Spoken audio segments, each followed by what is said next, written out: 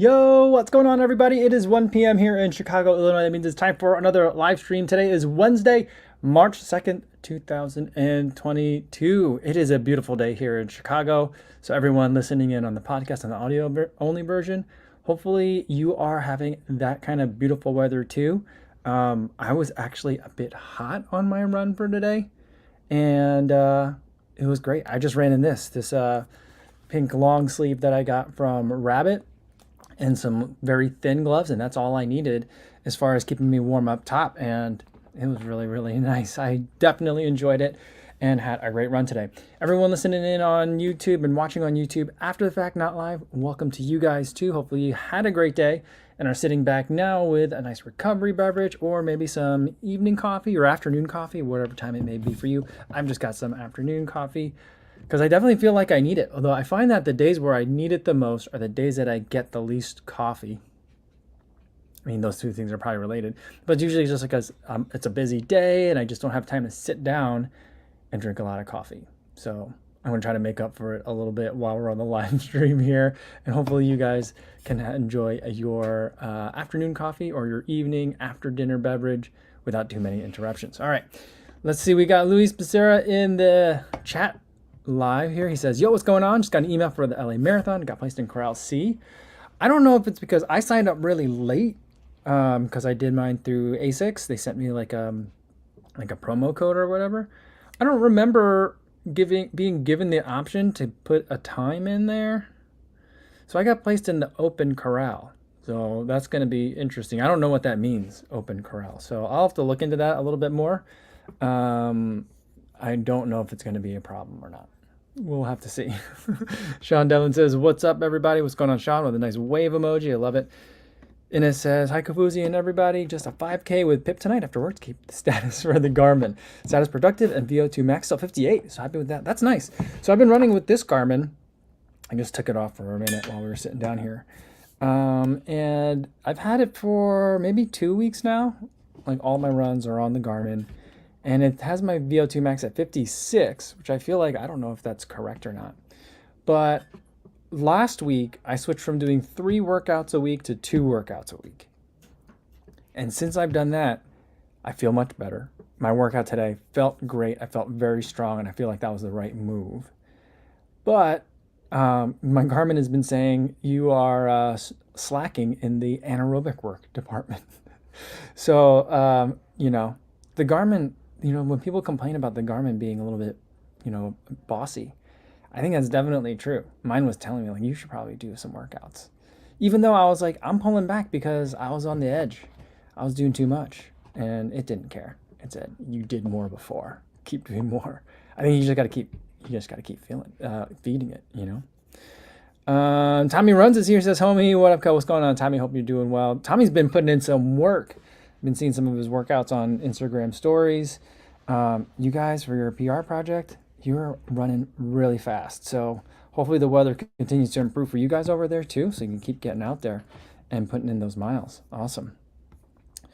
Daniel M says, you just saw a UT football player training for the NFL Combine at the track. That's cool. Very interesting. I've been listening to... I didn't really hear too much about the Poopgate story. I wasn't all that interested in it. I mean, like, my understanding was like people pooped like on the infield or somewhere where they easily could have not pooped while they were at the high school track. But then someone on TikTok yesterday was like breaking it down even further about how like normally like the concession stand is open so they can use the restroom, but it wasn't. And so they instead, I don't know, I guess out of frustration, pooped in front of the door that was locked. Which seems, I can understand that. You lock my door, I'll make it your problem. You could have avoided this problem. But anyway, I've been thinking a lot more about the Poopgate situation. And I really want to know who it was. I feel like it's in everyone's interest for them not to kind of like disclose when they know who it is. But I also feel like, I really feel like we should find it. That's knowledge we need to know. That's a matter of public interest. I just thought about that when you're talking about a UT football player at the track. Martha's here. and says, sorry I missed the last 2 live streams, but I'm glad to be here, though I'm expecting a phone call. Well, that's okay, Martha. Glad to have you here today. You were missed for sure. And Martha also says, ignore the Garmin and go by how you feel. Yeah, that's for sure. I'm not too worried about it. The Garmin has also been telling me like because the Garmin, like, it just gives you lots of data. More data than I want in certain areas and not as much data as I want in others. Putting my thoughts together. I think maybe next week or the week after, I got to do some trails and really get lost, because the main reason I bought this was for the maps. So I got to do some mapping. But I'm pretty much ready to put my thoughts in other than the mapping. But the one thing it tells you every day is like, okay, based on today's run, here's how much you should rest. And every day it tells me like 40 hours, 50 hours, 72 hours. And I'm like, it's adaptive enough to know that I've been doing 3 anaerobic workouts or 3 like intense workouts a week. But it's not adaptive to know that like I don't need to recover 72 hours after an easy run.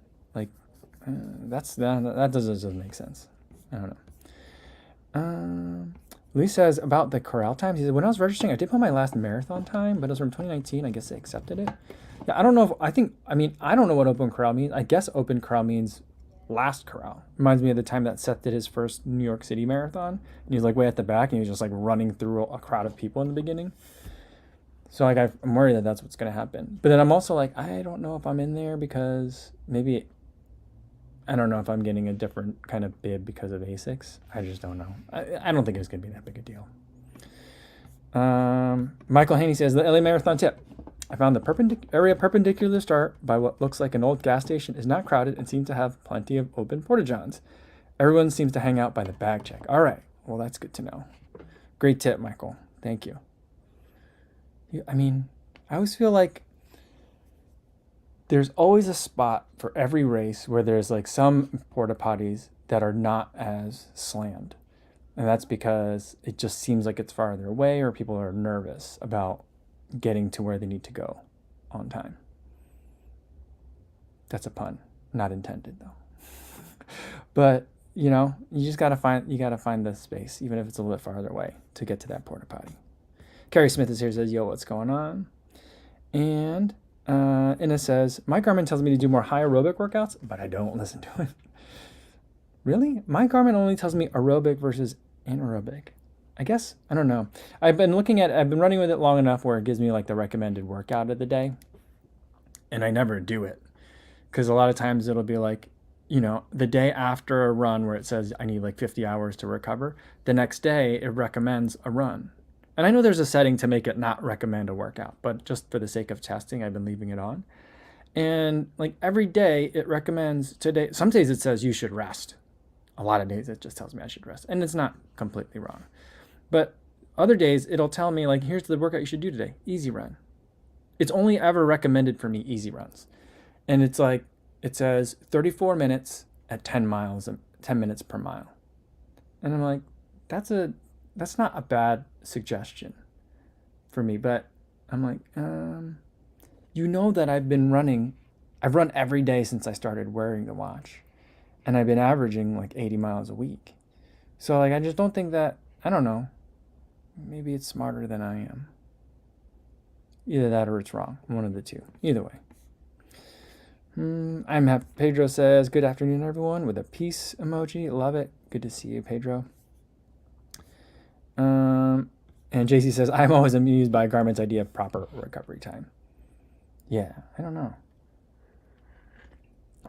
It always seems very, very long for everyone. Like, I've not seen anyone that's like, yeah, this Garmin recovery time predictor is spot on. I've never seen anyone do that. But then again, I guess everyone I know probably overdoes it a little bit.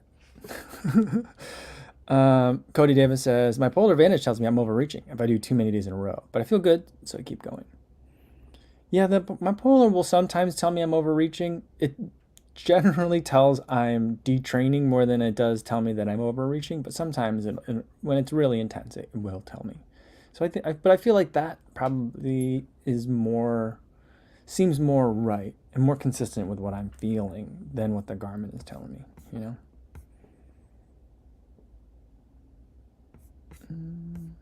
Martha says, my Garmin is the most basic. She has the Forerunner 35 or maybe the 45. She doesn't remember. And she's glad about it because it doesn't tell her any of this stuff. Just gives me my run metrics, and Strava correction always makes them even better. There you go.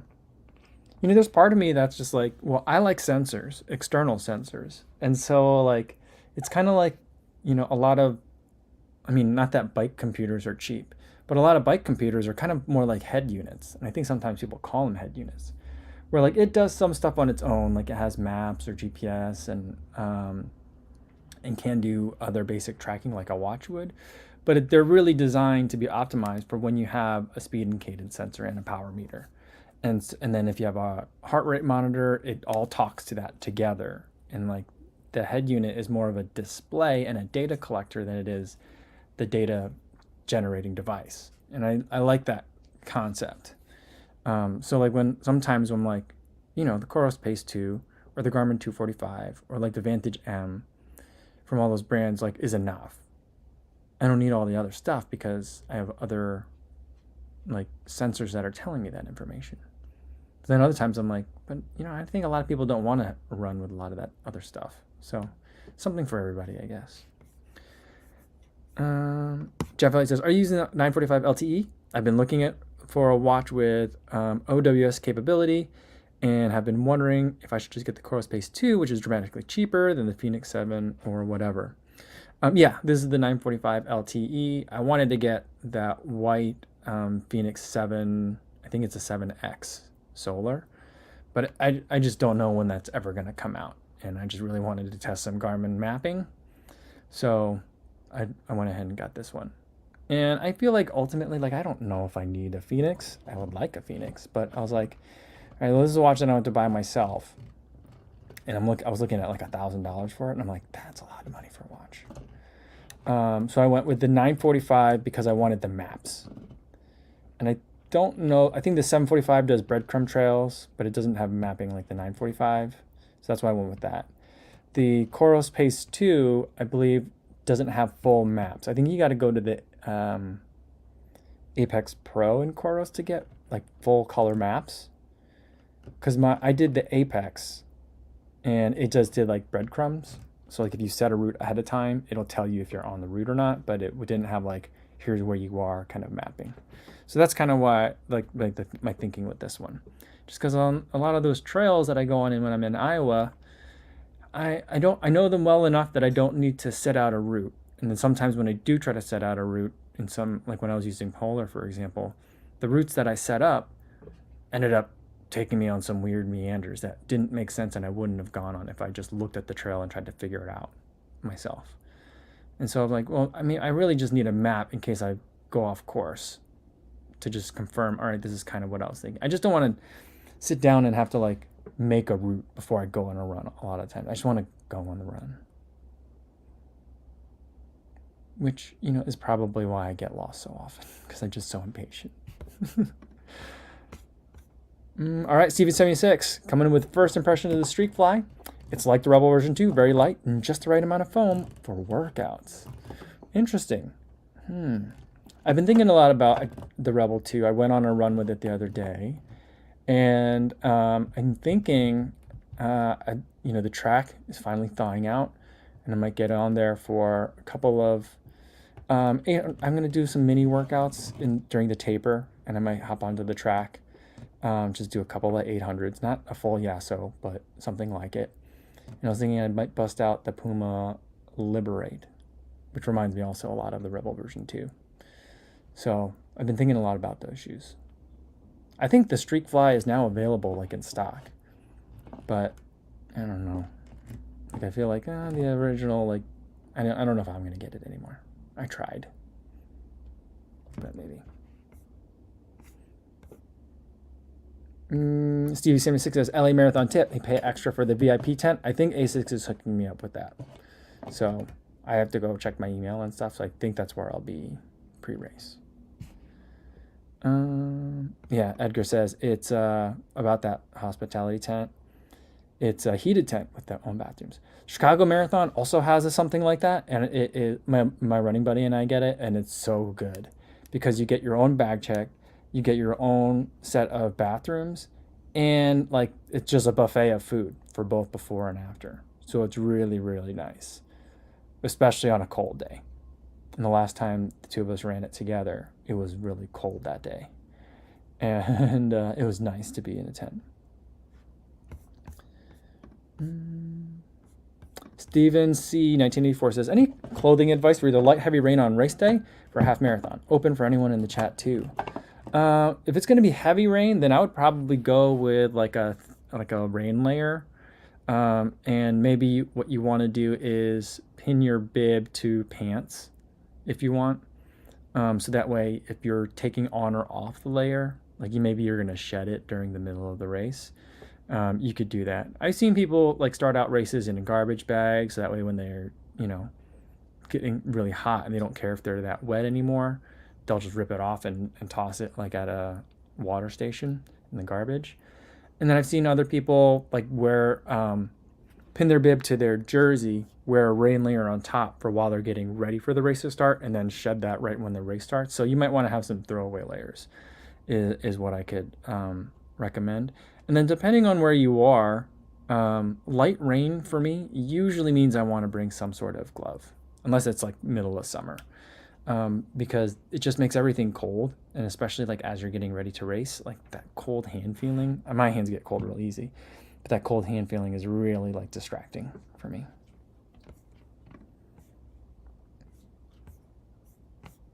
All right, let me scroll down and catch up with you guys. I'm a little bit further behind. All right, Mika says, in the end, he picked up a pair of Mizuno Wave Rider 25s from clearance. Have to say, rather like them. 12 millimeter drop is a nice change. Full Energy midsole is a blast. Paid only 44 euros, so can't complain. Nice. I do like that Energy midsole. It does feel like a little bit heavy at times, but I feel like they're like it's improving. I really like it when like the brands like start turning around and are like, all right, it's time to get up. We've been resting on laurels too long. We got to get up and start getting back into game. So I think that I'm excited for Mizuno. I don't love the 12 millimeter drop. And I think sometimes I feel like it's more than 12. I don't think did I run in the 25? I don't remember if I ran in the 25 or the 24. I think I ran in the 24. Because when I got it, the one that I had only had partial Energy foam in it, which I don't love that name for foam. But I did recently get an email from Mizuno, and they were like, hey, we just want to make sure we have your address and sizing for everything. So we got some stuff we would like to send you. And I'm like, yes, please send it. I'm excited. So I'm very hopeful for the new stuff to come.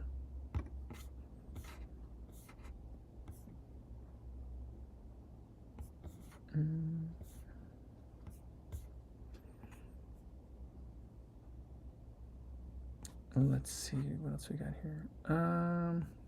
Daniel M says, Co, would you ever do a week of training with just a basic Timex for fun? If I did, I would probably also wear a second watch just so that I can like still have the data to compare it to. Then it could be like a week of like what I thought I did versus what I did. And I really think I could do that. Frankly, like when I've been running with the Garmin 945, there's a watch face that's just the time or just the heart rate. And so like I've been just doing that. I don't know. I don't even look at it that much, but just like I'm so used to like looking down, glancing down and seeing what's happening and just kind of like saying like, all right, okay, 142, 138, or like it's all right, I've been running for about an hour. So for most of my easy runs, I know where I'm going and I know what easy feels like, lately because I've been watching it a little bit more because I've been trying to pull back just a little bit from the intensity before the taper in this training block. And so I'm like, all right, I feel like I'm running easy. What's the pace translating to? And that pace has been getting faster, which in my mind means that, all right, the body is recovering better from that heavy load of workouts. What feels easy is speeding up a little bit again. When I'm like in heavy training, what feels easy is just really, really slow because I'm just so tired, And so I don't really look at it all that much. The only time I really look at it is for workouts. And even then I'm feeling really dialed in right now. And so I really only need it to like tell me when to start and when to stop. So I've really just been looking at the time. So I definitely think I could do with just a basic Timex, because I've been spending a lot of time doing the same like handful of workouts and getting a feel for like what the different efforts feel like. And so I feel like I'm pretty good on that. I think I could try it. Maybe I'll get a Casio or a Timex. See how that goes. But I'll still have all the other sensors because I don't know. I think there's something wrong with me. I don't want to get rid of the completely off the data. But I don't mind like running without knowing for right now. I could totally do that. All right. Let me keep scrolling down.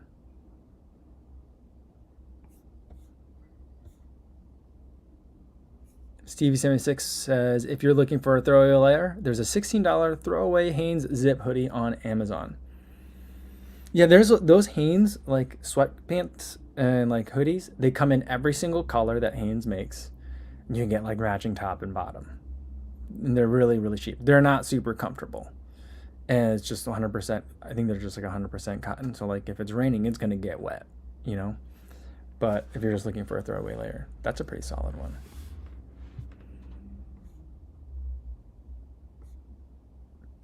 Stevie76 says he runs with a sundial. That's funny. Naeem, good to see you again, Naeem. Says, just drop in to say hi. Daughter, dad time. Enjoy the show. All right. Well, hope you guys are having a fun time today. C-Town fan says, though, like, if I run with like the Timex or the Casio, it won't be on Strava. And if it's not on Strava, it doesn't count. Yeah, I mean, I'll still have the other watch to kind of back me, but I'll cover it. I'll like, I don't know, I'll put black tape over it or something just to make sure I've started and stopped the activity, but just to give a sense of like how well can I do it. I know This Messy Happy had like a challenge of like trying to run like multiple kilometers in a row with appropriate rest, and trying to get the same time, see how dialed in people are. And I was like, I can't do that challenge because I will lose. I have no idea. Since then, I've really worked on it. So now I think I'm okay. Maybe. Daniel says, but like, it would be tough though not to look at the data for a whole week.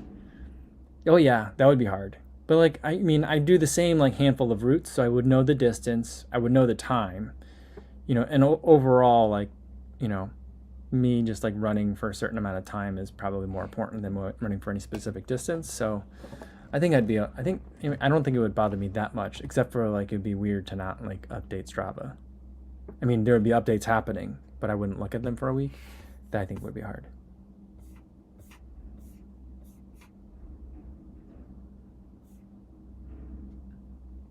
Cody Davis has a great question.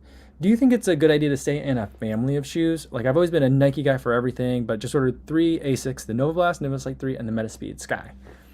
I think that it can be, but like, I think it matters if you want to actually stay in the same family. So like, some shoes might be from the same brand, but aren't in the same family.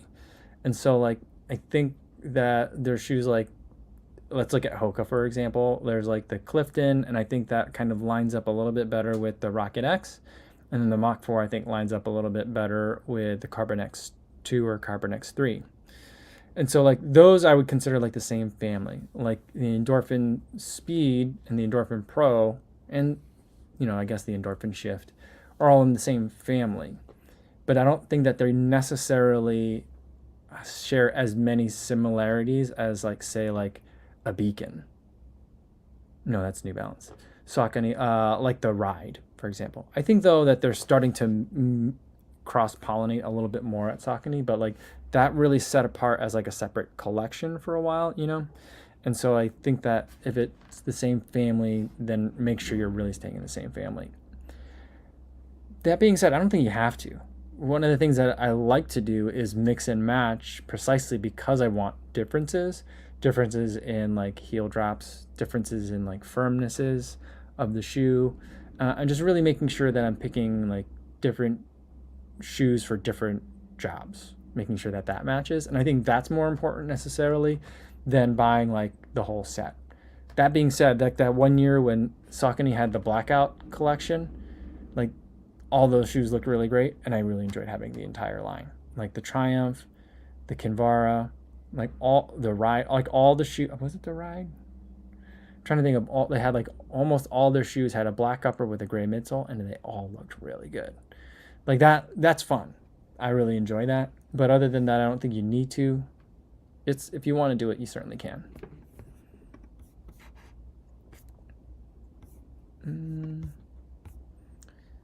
Jay from LA says, I live 5 miles away from Santa Monica. Hope to see you at the shakeout run. Awesome. Can you share your time goal for the LA Marathon? Sorry for the tough question. I mean, I'm going to go for the 3 hours. I mean, the Super A goal would be like, I don't know how I would even decide this. I think there's one part of the marathon where it's like a long, sustained uphill. I'm thinking, depending on how I feel after that, you know, I think that's around mile like 8 or 9 or something like that.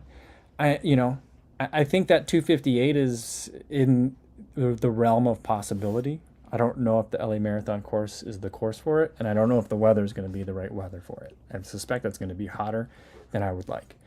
But, I would really love to get either a 258 marathon or a 125 half marathon to get guaranteed entry for the New York City Marathon for 2023. But, I'm definitely not going to be greedy. I think the plan is, depending on the corral situation, so I got to figure that out. It's going to make me a little bit nervous. But I would love to be able to just sit with a 3 hour pack for like the entire time. And like, if I feel great at the end, I'll give extra high fives, and I'll smile extra hard. I'm happy to do that. I'm not like that interested in like, ooh, I want to get into 258 or I want to be like 259 low. Like, I don't care. As long as I could squeeze in under 3, I think that'd be great. If I don't, if I come in at 302 like I did at CIM, if I come in at 305, great. I think like the B goal would be, to get another BQ, just like, cause not that I need another BQ, because I got one at CIM, but the goal would be to get that as just kind of a benchmark.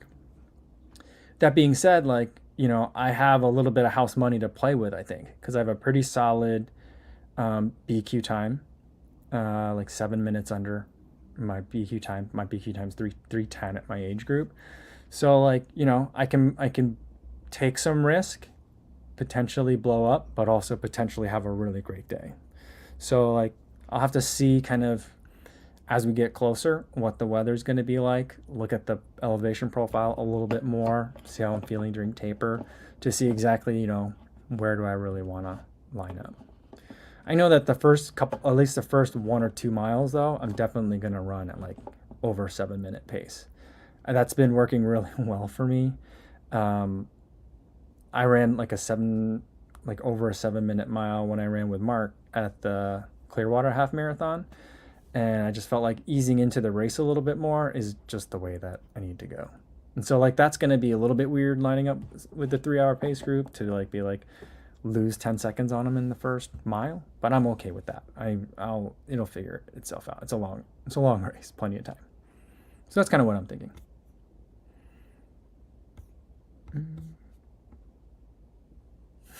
Chris Dyke says, hey folks, with a nice wave emoji. He says, late from a work call, no Wednesday mukbang to continue the streak.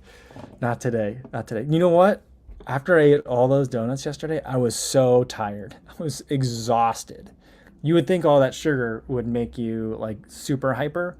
Not for me. I was more lethargic than I've been probably this entire marathon training block. I was just like, I wasn't full. I just felt like I got hit with a tranquilizer dart. Oh man. Yeah. All right. Melvin Umang says, hey Co, you got a 150.09 in the hypothermic half on Sunday. Not a PR, but good enough for a 16th overall. We'll give that a cowbell. That's awesome. And 12th male as a clue to the conditions. Whew. It was half snowpack road and half a ruddy single track trail around 0 degrees Fahrenheit. That is bonkers. Great job coming in 12th male, 16th overall. Whew.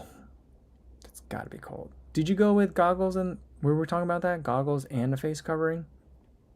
Is that where you're going? What you got to tell me how'd you cover your face for that long? 0 degrees Fahrenheit. I don't think, about 1 hour 50 is probably about as long as I could last in temperatures like that. And covering a half marathon in that amount of time at that temperature, especially when it's a trail half marathon, at least half of it was, that's real impressive. Great work. Great work. And it says about the running with just the regular watch. It says, as much as running to feel and not getting too obsessed about data is a good thing, it's quite amazing the information we can record with a good watch and a chest strap these days. I enjoy tracking runs. Yeah, I mean, whenever like I hear people that are like super obsessive about like you just gotta run by feel. Normally it's usually people who have been running for like 20 or 30 years. But also I'm like, that's great for you. You know, it doesn't have to be that way for everybody. I do enjoy the data. I don't look at it most of the time, but like I like having it there. I like having a record of it. It's part of the enjoyment for me is like kind of like looking back and seeing like the stack of bricks laid up in a nice pile, you know, like that is enjoyable to me. Like when I go look at the Strava thing, now that I've subscribed to Strava and it gives me like the calendar with all the circles on it, I really enjoy looking at the dots on the calendar. I mean, it's a small thing, and sure, I could like make that and recreate that myself. But I just enjoy like the way that Strava does it, as collecting all my data, regardless of which watch I'm using. So it's just, you know, I enjoy the tracking. That part is satisfying for me. I don't think that I overdo it on it. I mean, I'm on there a lot, but I think it's still healthy for me. Someone had a question. All right, KCA had a question. Says, afternoon all. Sorry if you already answered this, but we'll be in Boston for the marathon. BAA 5K is that Saturday. It's an awesome event. Super excited to run it in person again. I still have not booked anything for Boston. I also have not heard back from the BAA. I requested media credentials. Well, I didn't request because like I don't know if it's already too late because I tried to contact them like months ago, and the information that was available on the website was for if you want media credentials for the fall October Boston Marathon. And so I was like, I don't know if I must be too early to request it for the spring, but I haven't heard back from them. So like, if I can't make a video, if I'm gonna, you know, if the video is going to be like requested to be taken down, like serious runners, I don't really want to go and spend all the money.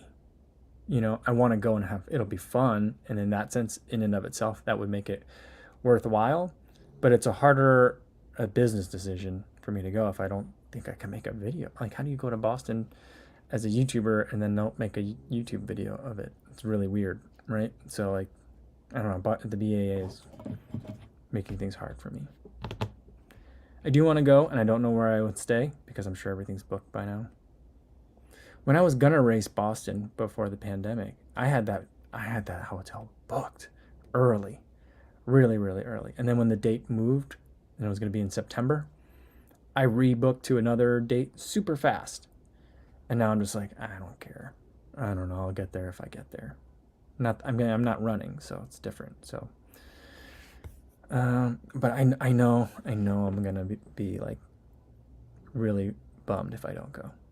So I gotta start thinking about that. I gotta get on top of things. Melvin says it was overcast on the day when he did his 0 degrees Fahrenheit half marathon race. Didn't even wear any eye protection, just a couple of buffs. A couple of buffs? How did that work? You got like one on the bottom and then one on top? I'm like, that's a lot of buffs. How do you do multiple buffs? I've only worn one at a time. Never did multiple. All right, Martha says, Mike, I think you can still get a room at the Courtyard North Station where we're staying in Boston. They're not part of the Marathon Tours booking, and prices are similar. Great location. All right, I'm going to write that down. Put that in my phone because I got to look for it. And then I got to talk to my wife about calendaring and stuff because I got a lot of stuff. A lot of super fun stuff that I need to put on the calendar. And I got to talk to my wife about. We got to figure it out. All right, Courtyard North Station in Boston. All right, I'll check it out. Yeah, Louis says 3:10 to qualify for Boston, and he has the emoji. He says, I'll stick to just make my marathon PB under 4 hours. You know what? I was thinking about it. I think about it frequently. There was one time where I think it was after the 2017 Chicago Marathon where I think it was 2017. After the 2017 Chicago Marathon, I ran like a 340 something. And shortly after that, it was Halloween, and we were back in Iowa for Halloween. And one of my in-laws, so I'm not really related to that person, but they're kind of my cousin. So I was talking with them, and then they were like, "Oh, how'd your marathon go?" And I was like, "It went great. I did like almost an hour better than the last time I ran one. It's like 6 or 7 years ago." And they're like, "Oh, so you must be wanting to qualify for Boston." And I was like, "Never."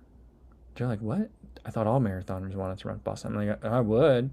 But for me to go from 343 to, it was 315 at the time, I think, or 314 at the time, before they changed the numbers. It was like 314, and I was like, I have to run more than a minute per mile faster to get to that time, and that just seems impossible. And I was like, so nope. And I was like, I don't think most regular people understand how fast a Boston qualifying time is. And I was just like, it's just inconceivable. So don't say never, Luis. Not that you did, but you can do it if that's what you want. Yeah, Martha says about the whole BAA thing, there are tons of videos of Boston Marathon filmed both by runners and spectators, and only Steven Ginoza had that issue. Not much other than the satirical aspect. Yeah, I think so. I mean, the other thing, one thing to think about is we might not know if there's many others that, we know about Steven Ginoza's issue and run-in with the BAA. We don't know if other people have had similar things where, they've been asked to take it down. But it runs the gamut of there are some YouTube accounts that have just replayed the TV broadcast of the entire or parts of a Boston Marathon, and they still seem to exist. And they've been up for months, if not years, kind of thing. And then there are others who have taken footage from during the race and are filming the race. And then there's others where people have filmed from the sidelines, and those are all up there and fine. And they're from small channels, so I doubt that they would have contacted the BAA first to secure a media license and all that stuff, So,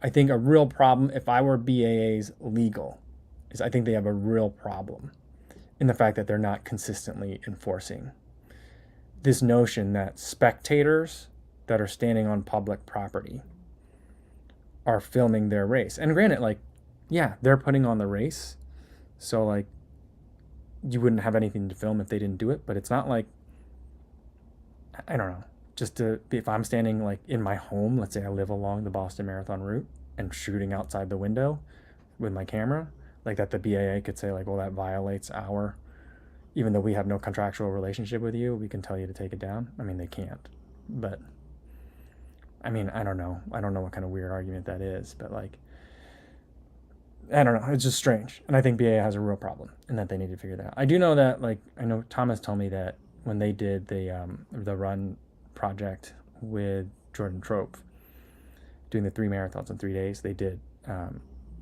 contact the BAA and they secured a license. So that's kind of where I'm well, if they need to do it, then I probably need to do it too. So, all right. Surya Ayush says, hello. And he says, where are you from? I'm from Chicago. Well, I'm originally from New Jersey. Then I lived in St. Louis for a while. And now I live in Chicago. Sean Devlin says, as far as filming Boston, the Run Experience filmed some of it last year when Coach Morgan ran. See, they're big enough, though, that they may have gotten a license from them. I don't know. I don't know anyone over at the Run Experience, unfortunately. So I don't have anyone over there that I can ask if that's what they did. But I would suspect that they probably did. Chris Dyke says, I'm running my first marathon in over 10 years in 8 weeks. BQ is on the table based on a recent half marathon. All right, there you go. Got 8 weeks. What's that, May 1st then? Something like that? Or maybe, yeah, that's probably or end of April. Good luck, Chris. If you got a good half marathon time, then you're setting yourself up well.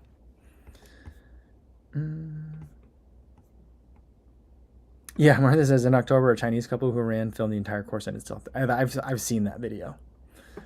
It does definitely stall up. I mean, but they might just be like, whatever. It's not like we're gonna go. It's like we live in China. We're not gonna go to Boston again. So do what you want, kind of thing. So, yeah, I don't know. And it says, I have to decide to either enter an ultra this year and run it on my own, or do a long run off my own back and run it with Pip. I'm leaning towards running with Pip. That being said, though, you do run with Pip a lot. I'm not saying that you shouldn't, but doing an ultra might be fun too. Are there any races? There are some half marathons. I mean, we did a trivia about this. There are some half marathons where running with your dog is allowed, right? And it's not a Canicross event, so it's not like that, but I'm trying to think. Because I feel like we had that conversation, and then like in that conversation we talked about it, and someone was like, I once ran a race where you hoped you didn't get stopped by the cargo trains, and if you did, you just had to wait for the trains to pass, and it would take a couple minutes. Yeah, I don't know. I would lean towards the ultra. I mean, also, why can't you can't do both? Maybe it's the amount of time,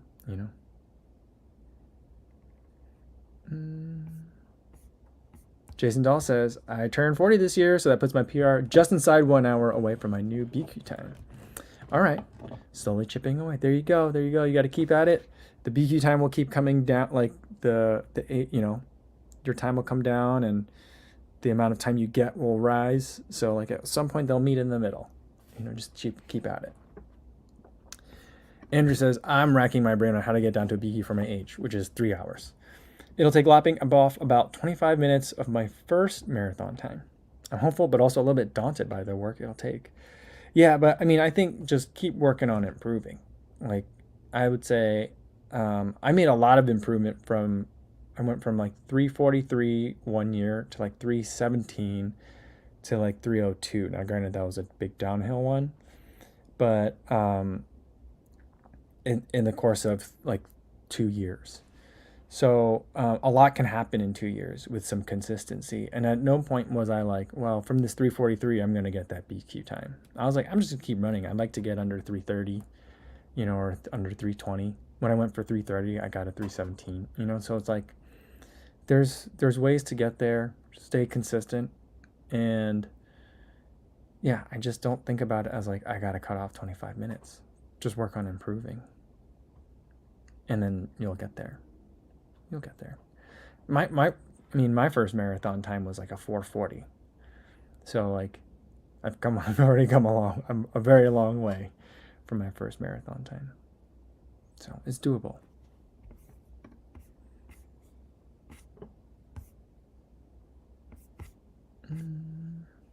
All right, Christek says, yeah, it's May 1st.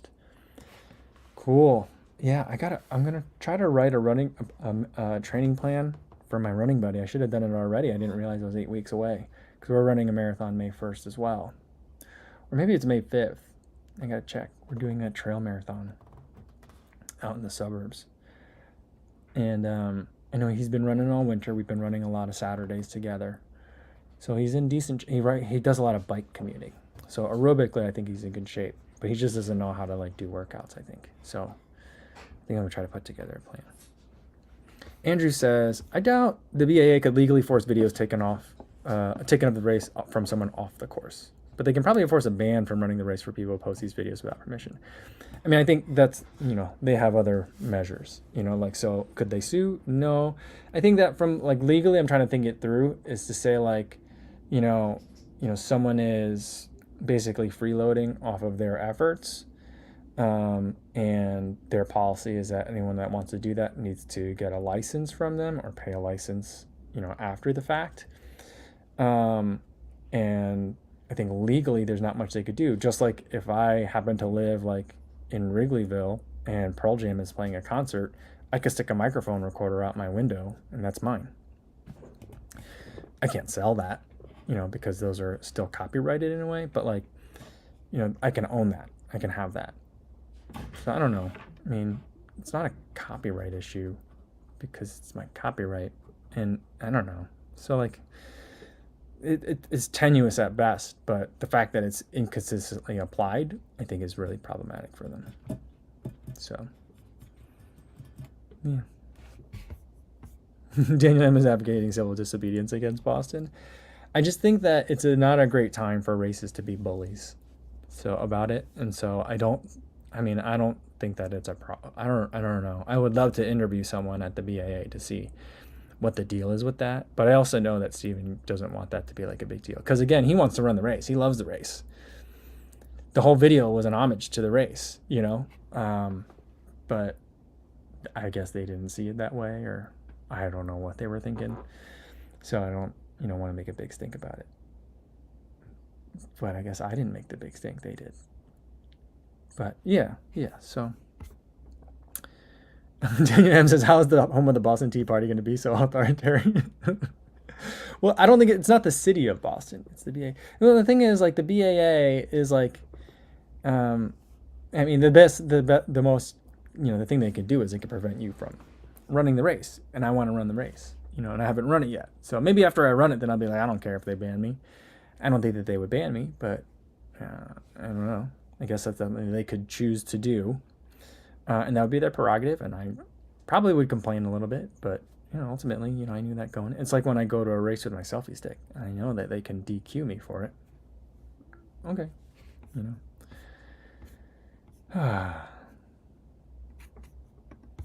Sorry, I got all fired up about that.